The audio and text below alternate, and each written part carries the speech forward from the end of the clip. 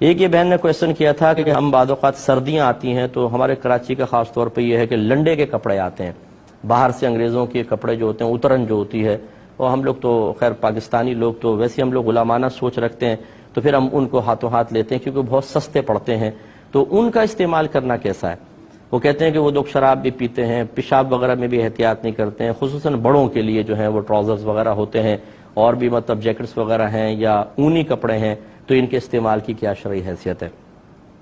دیکھیں، پہلے ایک بات اچھی طرح یاد رکھیں، میرے آقا صلی اللہ علیہ وسلم جب صحابہ کرام کے ساتھ کفار پر حملہ کیا کرتے تھے تو پھر ان کا سامان قبضے میں آتا تھا، تو مال غنیمت کے طور پہ اس میں کپڑے بھی آتے تھے، برتن بھی آتے تھے۔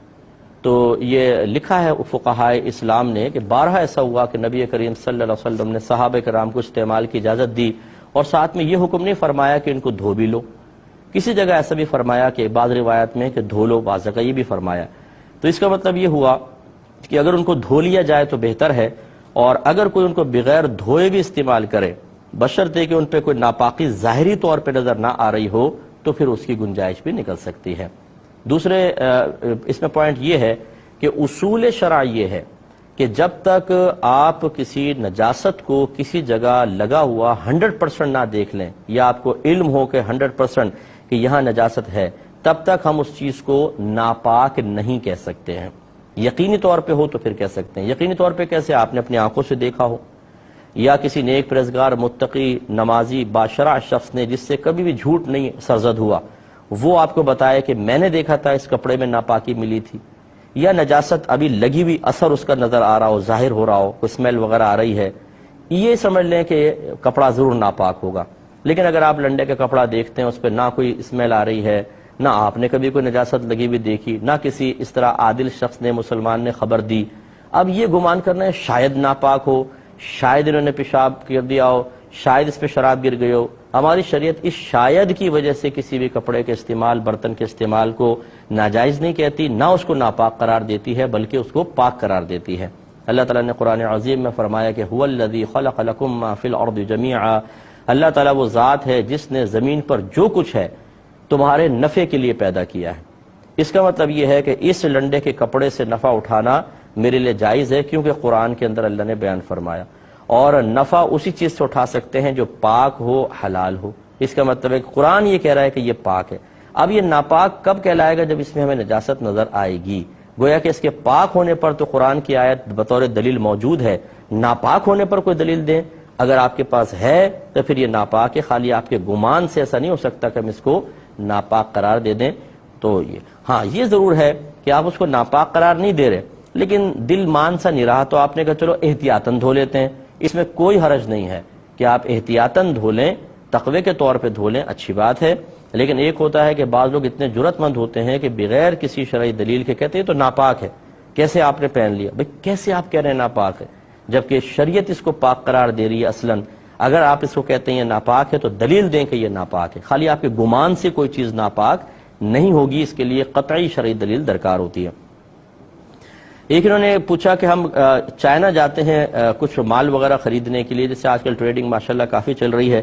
تو یہ کہتے ہیں کہ وہاں پر غیر مسلمین کے ہوٹل ہوتے ہیں، اب ہمیں کھانا کھانا ہوتا ہے تو ہم اس میں داخل ہو جاتے ہیں، گوشت وغیرہ تو نہیں کھاتے لیکن پھر بھی ان کے برتن استعمال کرتے ہیں، اور سنا یہ ہے کہ مطلب ہمارا گمان کہتے ہیں یہ ہے کہ کچن کے اندر ہو سکتا ہے کچھ ناپاک بھی پکڑا ہو تو اس کا چمچہ کسی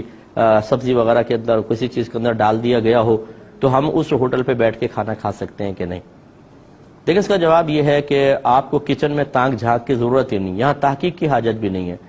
اور ایک بات۔ دوسری بات یہ ہے کہ آپ گوشت کے علاوہ کوئی بھی چیز منگوائیں، گوشت کے علاوہ سے مراد ایک تو جیسے مطلب گوشت ہے بکرے کا، گائے وغیرہ کا، یہ تو بالکل نہیں، اور اگر سمندر کے جانور ہیں ان میں صرف مچھلی کے علاوہ کچھ بھی نہیں۔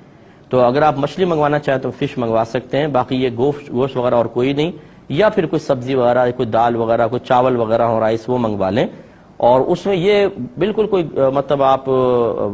زیادہ تحقیق نہ کریں کہ اس نے کہاں سے نکالا ہوگا، کون سے چمچے سے نکالا ہوگا۔ شریعت نے ہمیں اس قسم کی تحقیق کا مکلف نہیں بنایا ہے، آپ کھا سکتے ہیں۔ اور ابھی میں نے تھوڑی دیر پہلے ہی آپ کو یہ سمجھایا کہ کسی بھی چیز کو ناپاک قرار دینے کے لیے، اسی طرح حرام قرار دینے کے لیے شرعی دلیل درکار ہوتی ہے، اور وہ بھی ایسی جو پختہ ہو۔